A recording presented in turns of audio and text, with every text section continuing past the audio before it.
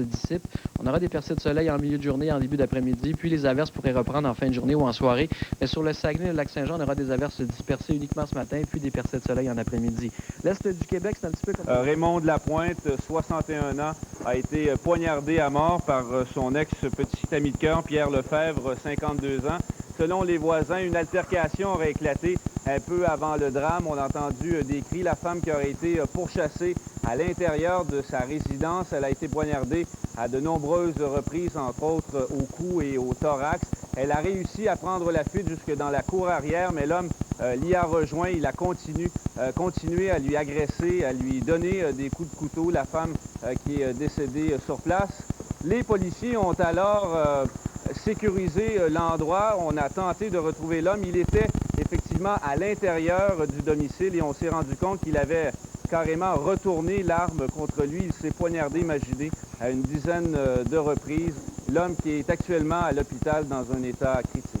Bon, Dominique, Guy l'évoquait un peu plus tôt, la circulation, encore une fois, va être extrêmement pénible cet été sur les grands axes routiers autour de Montréal, mais là, on parle de la portion de l'autoroute Ville-Marie entre l'échangeur Turcot et le tunnel.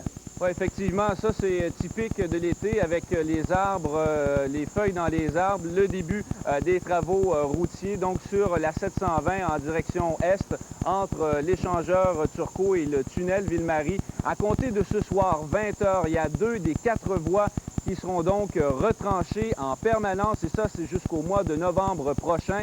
Et selon Transport Québec, c'est l'équivalent de 7000 véhicules par heure qui ne pourront passer sur ce tronçon de l'autoroute. Il y a même la sortie de l'autoroute 15 en direction de la 720 Est qui sera fermée jusqu'au mois de novembre également. Alors, un beau casse-tête pour les automobilistes qui devront trouver un autre moyen de transport ou encore une autre route pour se rendre au centre-ville. Merci, Dominique. Au revoir. Au revoir. Aux petites heures du matin, on a du covoiturage, avant qu'il y en veuille, pas de problème. C'est très tôt, là, oui. Bon, on a trouvé un cheval de bataille, la fameuse entente de Calgary. Ça intéresse qui? C'est encore à voir, ça n'intéresse pas grand monde. Selon un sondage effectué, à peine 6 savent de quoi traite l'entente de Calgary, c'est-à-dire le caractère unique du Québec. Il y a 90 des gens qui sont incapables vraiment de souligner en quoi ça, vraiment de quoi on y traite. Lucien Bouchard, cependant, a exigé, a demandé à ce que Jean Charest, le nouveau chef du Parti libéral du Québec, se commette sur la question. Parce que, donc, on ne parle plus de société distincte, on parle du caractère unique du Québec. À son avis, ça ne correspond en rien aux demandes traditionnelles du Québec. Il renie autant René Lévesque que Robert Bourassa. En ce sens, il demande qu'avant longtemps, il se prononce. Lucien Bouchard se trouvait dans le comté de Rosemont où il assistait à l'investiture de la ministre Rita Dionne-Marcelet. Il a été accueilli, on l'a vu, avec des gens qui manifestaient tout autour. Il a été accueilli par une centaine d'assistés sociaux, des assistés sociaux qui dénoncent le projet de loi 186 visant le non-paiement des loyers. Il y a la ministre Louise Arel qui dit prête à des aménagements. Elle soulève la possibilité que l'argent du loyer soit expédié directement au propriétaire. Naturellement, les assistés sociaux sont opposés à cette question-là. Mais elle est prête à revoir tout ça. Là. Elle sent que quand même, il y a de la grogne de ce côté-là.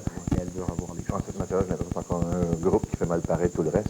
Exactement. C'est un groupe en particulier qui agite. 2 procès retentissants en cours. Oui, d'abord, parlons celui du Harvey's. Non, on voit actuellement... Non, Michel Otis. Michel Otis, d'abord, dans un premier temps, sont accusés du meurtre de la petite Christina Blain. Une histoire d'horreur. Vous savez qu'à l'enquête préliminaire, il y avait sa compagne, la mère de Christina Blain, Isabelle Blain, qui avait témoigné, qui avait dit que Otis avait sauté à plusieurs reprises, à pieds joints sur l'enfant, peu de temps avant sa mort. Elle dit qu'elle n'avait jamais frappé Christina. La petite fille était morte on avait retrouvé son corps le 25 juillet dernier à Saint-Colomban. Donc Otis, son procès qui débute maintenant pour le meurtre de la petite Christina. Autre procès aussi qui débute, celui de Tran Titoine, 20 ans. Ça, c'est pour les meurtres de Robert Pinto et de Guy Desmarais et tentatives de meurtre contre Annie Pellerin, 3 employés du Harvey's de Côte-des-Neiges. C'était survenu en octobre 1996. Toine avait fait ça avec 2 autres adolescents, 2 complices. Les adolescents, eux, ont été copés de 24 mois de détention. En fait, c'était moins que ce que leur propre défense demandait. Ça avait été des meurtres épouvantables parce que les employés du Harvey's avaient été égorgés littéralement. Alors donc, 20 ans, ce Toine dont le procès commence aujourd'hui.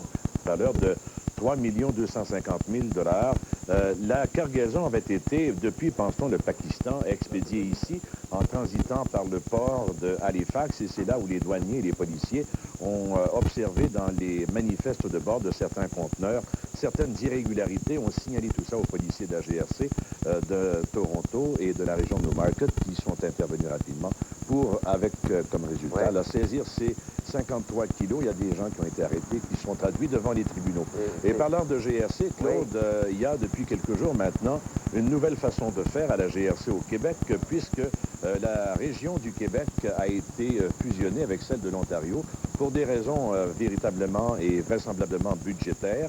C'est ce que nous indiquait au cours des derniers jours le nouveau, comment dirais-je, commandant ou commissaire adjoint pour le Québec et l'Ontario, M. George Allen, qui nous indiquait que cette fusion de l'administration originait, fin de compte, d'un besoin qui, lui, pouvait être satisfait strictement par la configuration à peu près exacte qui épouse et le Québec et l'Ontario. Et on va écouter ce qu'il avait à nous dire là-dessus.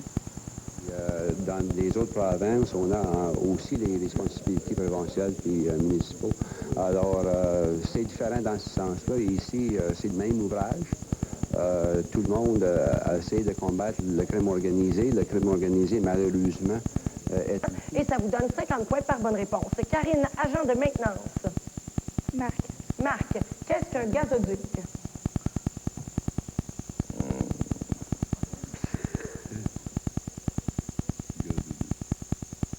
On répond rien? Non? OK, parfait. Alors, c'est un conduit qui sert à transporter le gaz. Alors, pas de point ici. André, capitaine de navire. André. André, comment appelle-t-on le côté droit d'un navire en regardant vers l'avant? Tribord. Bonne réponse. Tribord, 50 points. Une réplique presque fidèle des bâtiments du début de la colonie de la Nouvelle-France. On construit aussi une auberge de 25 chambres et une microbrasserie.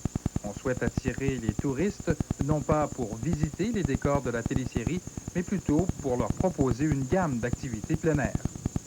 Les gens vont venir faire une journée d'activité et c'est dans un décor de Nouvelle-France qu'ils vont le faire. Et ces activités-là, c'est des activités d'aventure douce et d'activités de plein air. Parmi ces activités, équitation, randonnée pédestre sur 42 km de sentiers, une cabane à sucre et une salle à manger où l'on favorise la cuisine régionale. Les promoteurs du projet ont déjà connu passablement de succès avec le centre de villégiature Le Baluchon. Avec une dizaine de partenaires financiers, dont le Fonds de solidarité de la FTQ, Le Baluchon multiplie la superficie de son site par 8, passant de 3 à 24 km². On avait des investissements qui totalisaient plus près de 5 millions et on rajoute 5 millions. Ça veut dire qu'il va y avoir des installations touristiques dans la zone qui est en réalité qui est une zone qui s'étend sur à peu près 12 km de long. OK, on va avoir des investissements de plus de 10 millions de dollars. Les travaux d'aménagement du site de la Seigneurie Volant devraient être terminés pour la première semaine de juillet. Les propriétaires du site s'attendent cette année à accueillir 18 000 visiteurs. Pierre Marceau, à Saint-Paulin. Une vingtaine de... Oui, celui des Canadiens. Mais les Oilers avaient un déficit de 3-1 contre l'équipe